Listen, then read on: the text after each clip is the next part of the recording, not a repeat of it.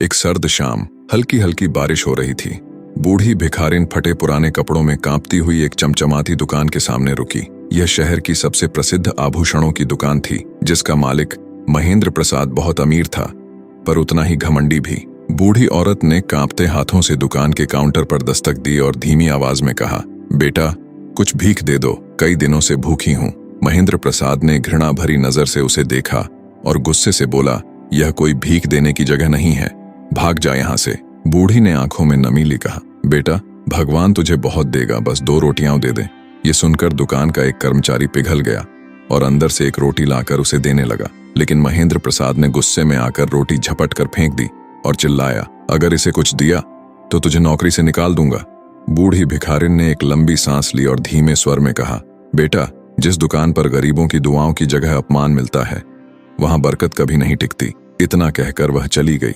अगले दिन एक अजीब घटना हुई। महेंद्र प्रसाद के सबसे महंगे हीरे अचानक गायब हो गए। कोई चोरी के निशान नहीं थे, न ही ताले टूटे थे। अगले कुछ दिनों में दुकान से और कीमती गहने भी गायब होते गए। उसने सुरक्षा बढ़ा दी, पर कोई फायदा नहीं हुआ। घबराकर वह एक संत के पास पहुंचा। संत ने उसकी हथेली देखते ही कहा, तूने किसी भूखे को ठुकराया है, उसकी आह तुझे बर्बाद कर देगी। महेंद्र प्रसाद को तुरंत बूढ़ी भिखारिन की याद आई। वह पश्चाताप से भर गया और उसे ढूंढने निकल पड़ा। कई दिन की तलाश के बाद वह एक पुराने मंदिर के पास उसे ढूंढ पाया। उसने उसके पैरों में गिरकर माफी मांगी और कहा, मुझे माफ कर दो माँ, मेरी दुकान से गहने गायब हो रहे हैं, मेरी बरकत चली गई।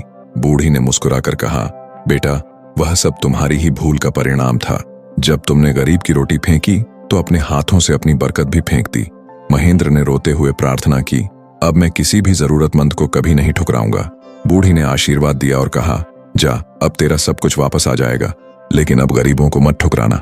अगले ही दिन जैसे चमत्कार हुआ, महेंद्र प्रसाद की दुकान के गहने एक एक करके वापस मिल गए और उसकी दुकान पहले से भी ज्यादा चलने लगी। लेकिन इस बार वह घमंडी नहीं बल्कि दयालु बन गया। सीख, जो इंसान दूसरों की भूख को नहीं समझता, उसकी बरकत भी भूखी रह जाती है। दान और दया ही असली धन है जो सदा साथ रहते हैं।